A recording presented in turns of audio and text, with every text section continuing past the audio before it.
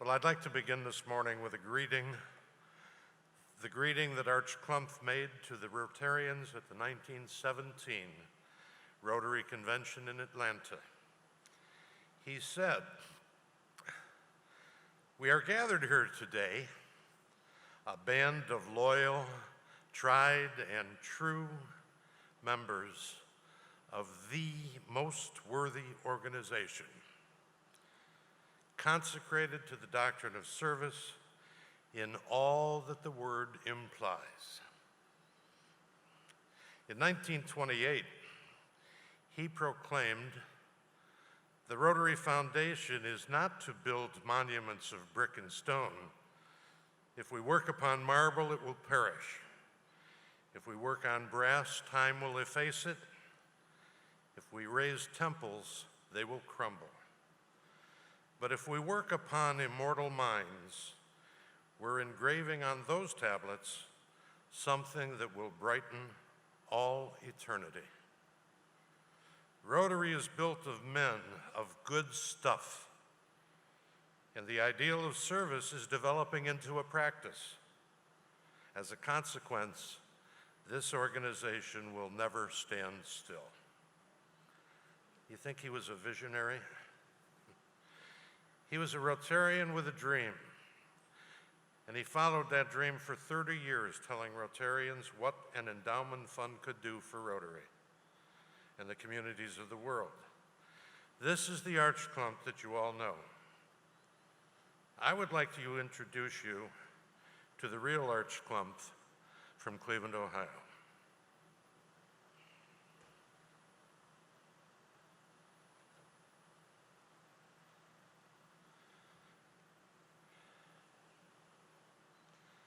He was born in Conneautville, Pennsylvania on the 6th of June in 1869. His mother was a direct descendant of James Fenimore Cooper, the American novelist. Ancestry on his father's side go back to Thomas Klumpf, who settled at Lake Oswego, New York in 1771. Arch's parents, Morton and Emma Cooper Klumpf, had 2 other sons.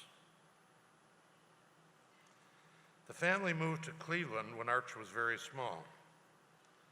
Like many young people of his time, Arch was forced to leave school at age 12 to go to work to help with family expenses.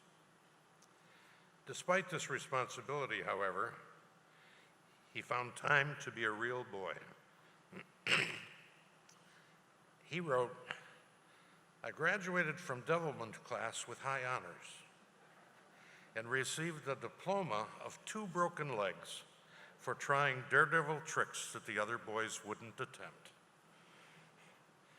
At age 16, Arch resumed his education by attending night school at a social settlement house. Lacking car fare, as you can guess, he walked the 4 miles each way. That year, when he was 16, Arch and a friend produced a variety show. The friend's father, who was the owner of a lumber company, overheard Arch planning the budget. Impressed, he hired Arch as an office boy for the wage of $1 per day. Over time, Arch became the general manager, the president, and finally the owner of the Cuyahoga Lumber Company. During his career, he was also an executive with other businesses.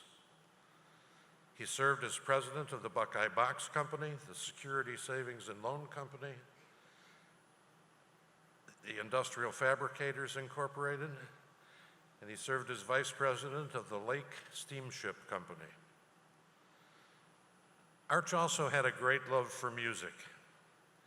At age 18, he began to study the flute, and 3 years later, he received a chair in the Cleveland Symphony Orchestra. And I expect he would be very pleased that our headline entertainer last night played the flute. He was also a member of the Hermits, a Cleveland club for talented men, where he enjoyed the friendship of many leading musicians and actors. He once confided that he would gladly trade his business success for a career in music. He said, "My heart is in music, and my head is in business. I wish my heart could have controlled my life." Yet he never let his interest in things artistic interfere with business. Arch was a veteran of the Spanish-American War. He served in many trade associations as an elected leader.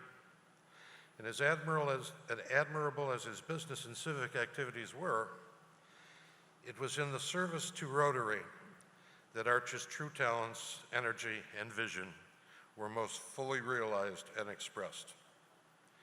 In 1911, at age 42, he became one of the founding members of the Rotary Club of Cleveland.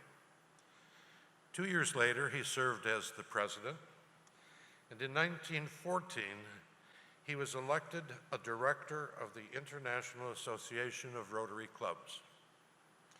He served on the Constitution and Bylaws Committee in 1915 and the Executive Committee, and he was elected the International President of Rotary for the year 1916-1917, only 5 years after becoming a Rotarian.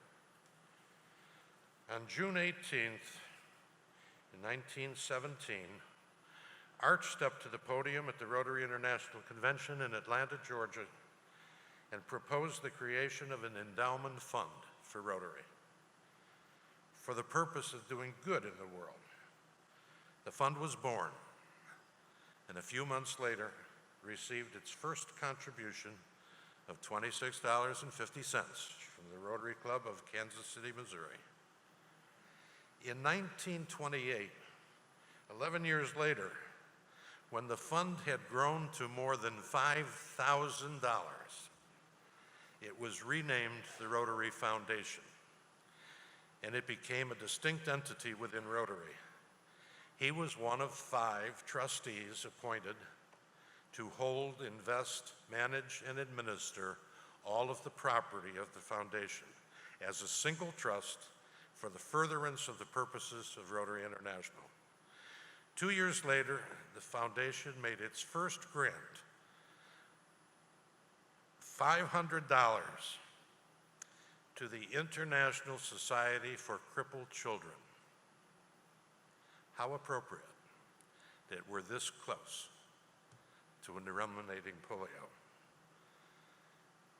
The International Society for Crippled Children was created by a Rotarian from Ohio named Edgar F. Daddy Allen. That society evolved into the Easter Seal Society. Looking back over these years, I find it literally impossible to grasp the breadth and depth and scope of the foundation's impact on our world. It's just beyond comprehension to add it all up. But I firmly believe it's something that we really must celebrate because it's been a really significant influence on our world. Among Arch's contributions to Rotary was the writing of the International Constitution in 1915, which he asserted changed the foundations of Rotary from one of tissue paper to one of solid concrete. He was also responsible for the standard club constitutions, the formation of Rotary districts, and one of the things that pleased him most was establishing attendance reports.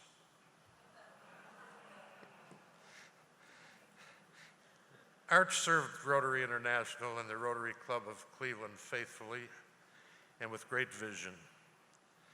When he died in 1951, Arch Klump had seen the latent giant that had been Rotary grow into an organization of great potential and one that would grow in response to the needs of the world, seeking peace and understanding among peoples.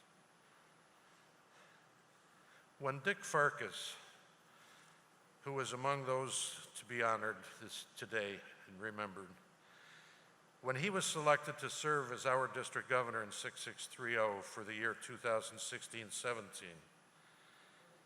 he immediately understood that the Rotarians of our district in Northeast Ohio, the home of Arch Klump, had a unique responsibility and privilege to honor Arch's memory and his vision while celebrating the Foundation's accomplishments over the past 100 years. Dick was excited and committed to doing something very special because he was also a passionate Rotarian with a vision. And now those of us who were working with Dick will step up and continue the work to see his dream realized. Arch's many achievements included bringing professional music to Cleveland. It's because of that relationship between Arch Klump and the Cleveland Orchestra, and because the Cleveland Orchestra entertained the attendees at 2 Rotary International conventions in Cleveland in 1925 and 1939, both of which Arch was involved in coordinating the orchestra's performance.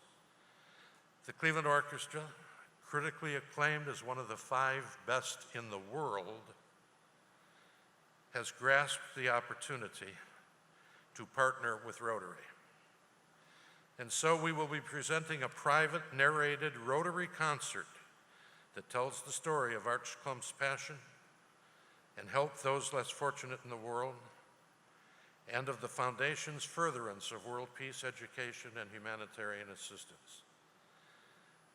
There will also be a special dinner recognizing those who have made new donations and commitments to the Rotary Foundation in honor of its 100th anniversary.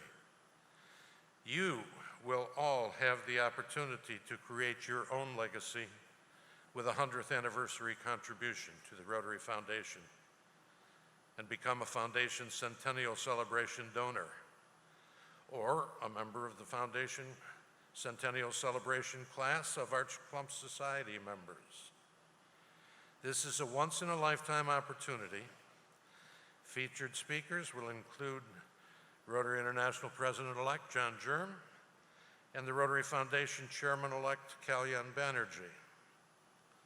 So I ask you to join us and Rotarians from near and far at the world-famous Severance Hall in Arch Klump's hometown on Sunday, October 23rd, 2016. You're going to have such a good time at the Zone Institute the 1st of October. You're going to want to come back on the 23rd for these events. Contact your district Rotary Foundation Chair, the Rotary Foundation Major Gift Officer, or visit our Centennial Celebration website, www.trf100.org. Details about the dinner venue will also be posted on the Centennial Celebration website. 2 great events in Cleveland. Save the date. I hope to see you all there. And in the meantime, follow Arch Klump on our District 6630 Facebook page as he journeys around toward the October 23rd celebration. Thank you for your time. Hope to see you there.